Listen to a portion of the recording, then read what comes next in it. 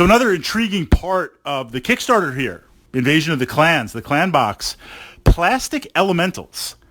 Very, very intriguing, especially if we get a couple of different poses. I think that's really going to enhance the gaming table and make them more iconic. I mean, this is a classic unit of the clans, and if you're playing, I know there's players out there that focus purely on the clans, but I believe for many of us, we primarily play Inner Sphere, and I think now with the Reseen, Unseen, and all these clan mechs coming to plastic, we're going to have a lot of Inner Sphere Desgra mech warriors making their way now to play the clans.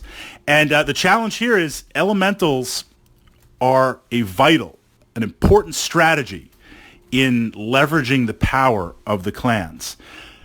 They fill the role of infantry or heavy infantry, but they're not. And if you're playing Total Warfare, if you're playing Combined Arms, and if you've listened to some of my podcasts, I love the narrative of infantry taking on mechs and winning. I love that idea on there. I love mechs also. I love tanks also. There's just not enough battle value. But if you have your experience as one of the great houses in Inner Sphere, even if you're a merc company, you play elementals like infantry, you're giving up a major, major advantage on there.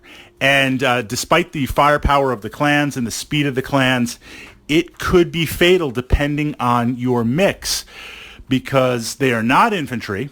You're going to use them in an infantry-like role with a couple of different ideas, but battle value compared to infantry, they get expensive. So taking a few stands of battle armor can quickly add up, because regular clan mechs, the battle value, I'm not saying it's not worth it. Absolutely. Better weapons, better speed, better tech, but you're paying for that. If you're playing a battle value game, maybe you don't. I think a lot of us will agree, okay, look, let's do 15, 20K. You know, the clans, Jade Falcon, you got 20K. That's a nice size force. That gets some battle armor, that gets some assaults, that gets a nice mix in there. Inner Sphere, that gets you a lot. That gets you a lot of heavy-hitting mechs. That's going to get you some heavy tanks. It's going to get you a lot of infantry support on there. So, yes, you're outnumbered, but this is an interesting timer. If I can pause just for a moment here, backtrack just for a moment. We talked about the difference a couple of weeks ago. This is up on my channel archive. This is important for framing battle armor, and we're just starting with elementals right now. Eventually we'll get into the different other configurations of battle armor. I want to frame this, and up on my channel, of course, it goes into greater detail in the Battletech archive. The biggest jump with the Inner Sphere to the clans will outrange you. They have better weapons that do more damage, and they have the ability, in most of their mechs, to effectively dissipate heat.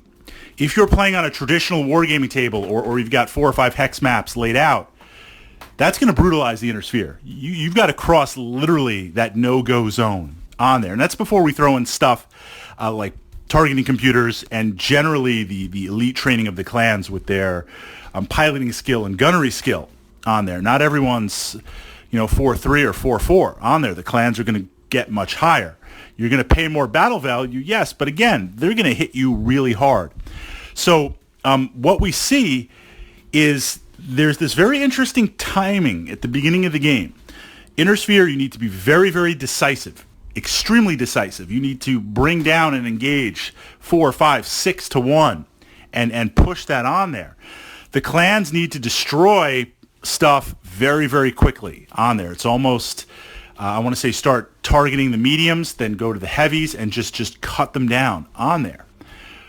But being outnumbered, the battle value you put into your battle armor, if you're not using it effectively, that's crippling you, because that's battle value you desperately need. You're outnumbered. You need to be leveraging everything on there. So that's kind of the lead in how this idea of infantry battle armor, it's not quite.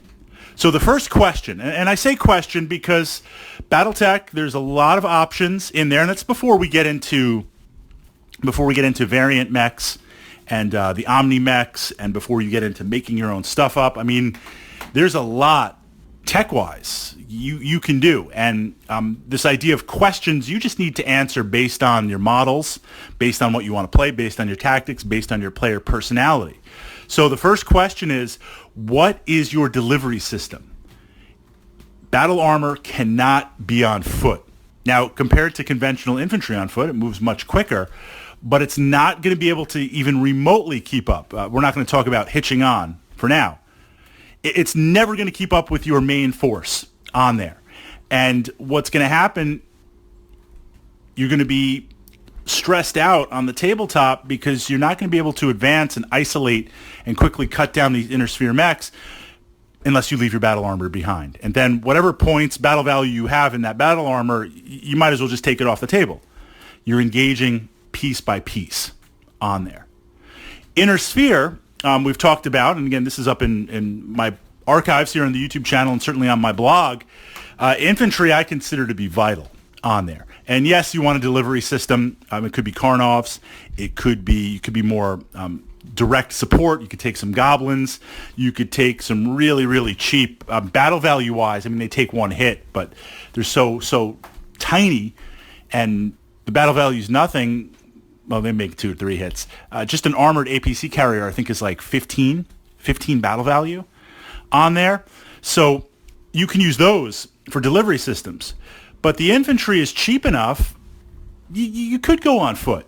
I could spend 100 battle value, get some infantry platoons, just the cheapest, machine gun lasers, use them as a screening force on there for my longbows or my archers in the back.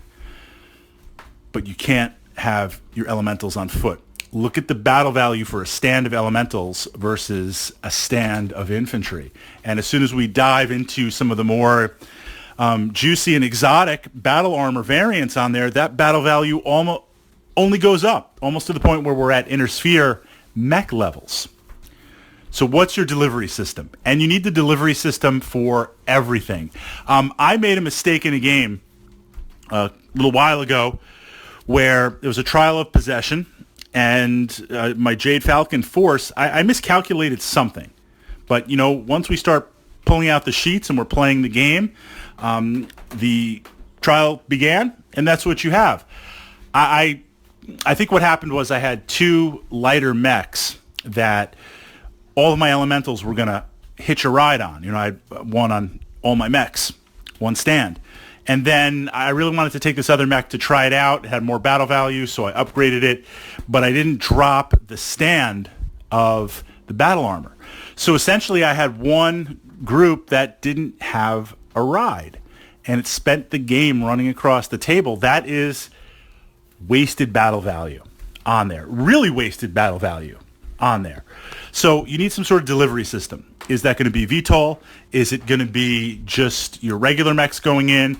Or is it going to be a dedicated light type harasser type mech running in and dropping them off? So on the opposite side,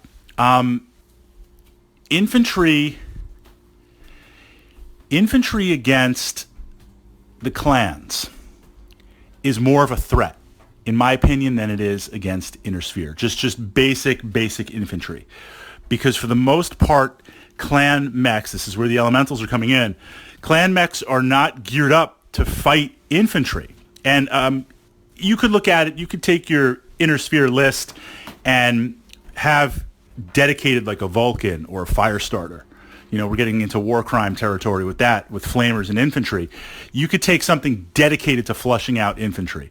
But even if you don't, if you diversify, if you take a well-balanced lance, there are a number of medium, heavy, and assault mechs that can deal with infantry. I think, on a side note, light mechs dealing with infantry, I don't think so. In a Locust, first glance, you're like, okay, 2 machine guns on there, some speed to get into position and throw up enough of a hex number, movement through hexes, that it can stay a little bit far away, maybe 1 hex. It wants to get close for the machine guns, but you can add that up with range, penalize the infantry for range, but not take a big penalty on your range for the machine gun, and then of course stack up tons and tons of hexes to protect you. Yeah, right, but if I hit you based with the spread, if I can hit you with 4 stands of infantry, 3 or 4 stands of infantry, because we've never got just one hanging out, everything is overlocking and supportive, you don't want to walk into that with a light mech. You don't. But what we see with many Inner Sphere mechs, Battlemaster, Warhammer, T-Bolt, they have machine guns.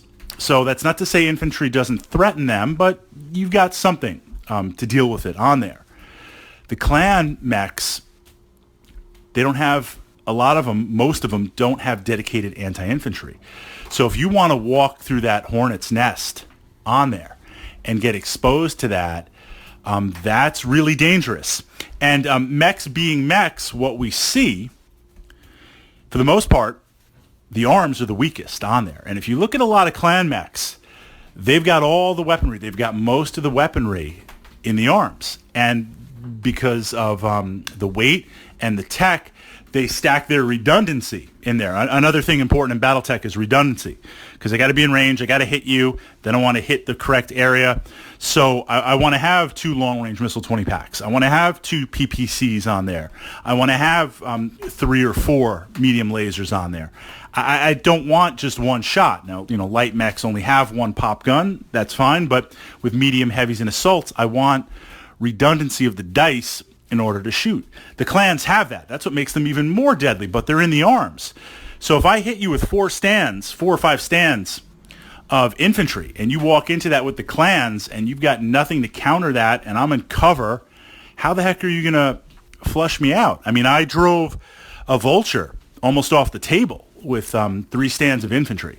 And eventually I caught up on there. They were jump infantry. I was dug in, and I did get lucky with a critical hit, into the torso, took out the engine.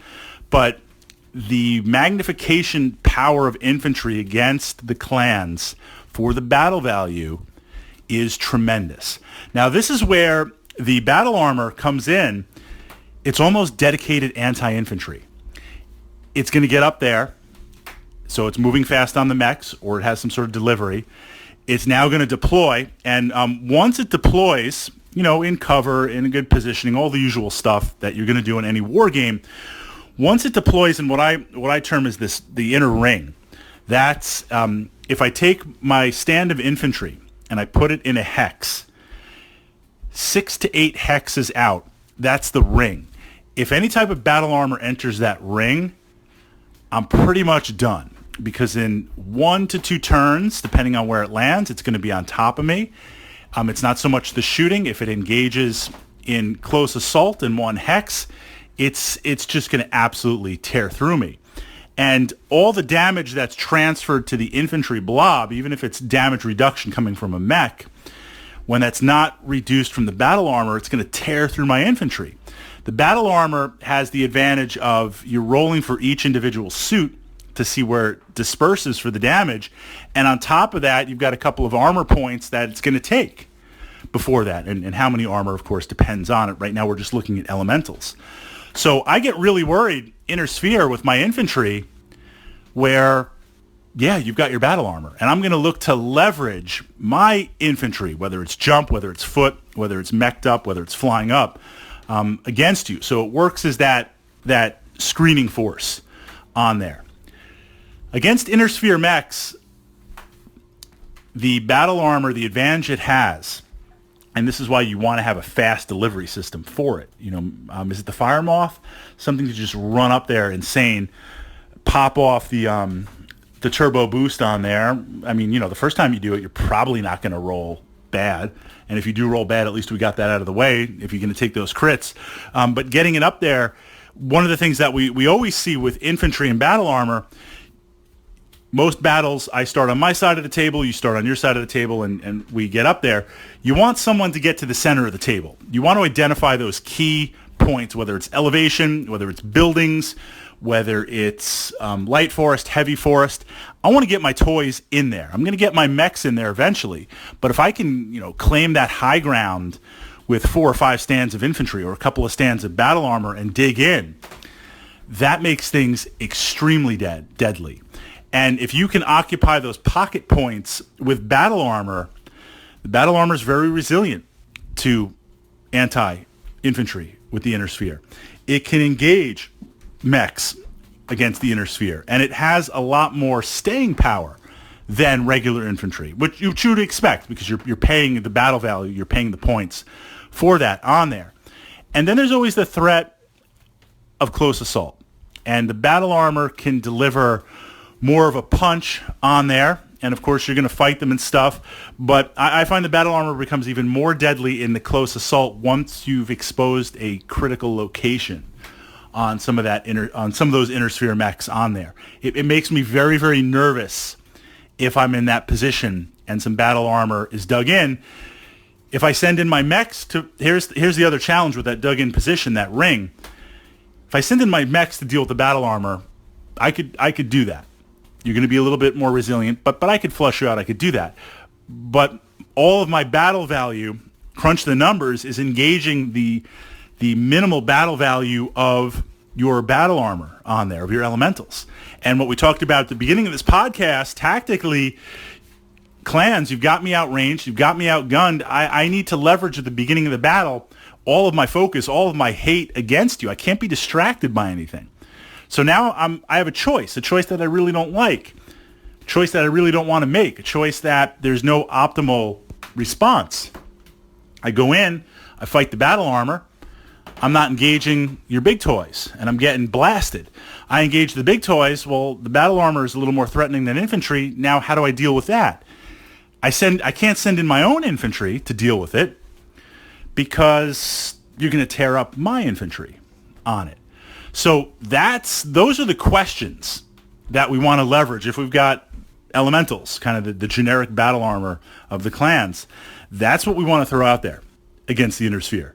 So if you're clicking on those stretch goals and you're thinking about adding some extra stands of battle armor, that's how you want to utilize it. But 100% the primary question on there, what is your transportation system? 100% cannot be on foot. For that initial deployment, we want to get up there, occupy that favorable terrain, occupy those favorable identification points on the table, and then take it from there, tactically where to go and what to do.